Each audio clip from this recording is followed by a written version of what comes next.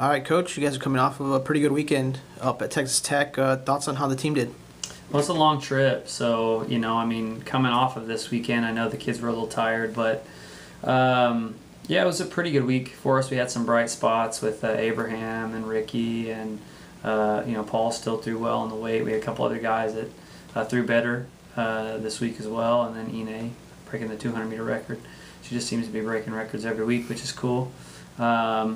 So yeah, feeling pretty good about things. We're still missing a lot of the pieces to the puzzle, and hopefully we can start shaping that puzzle up this week.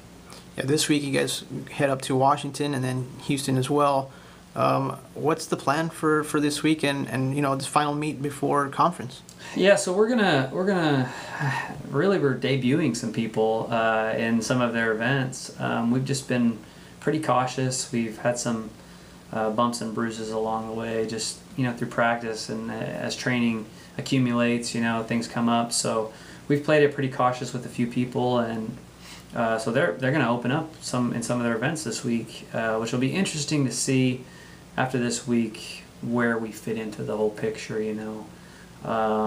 because like the conference teams right now that we're looking at, Grand Canyon, UKC, Utah Valley, all these schools, they've got some depth and they've got people in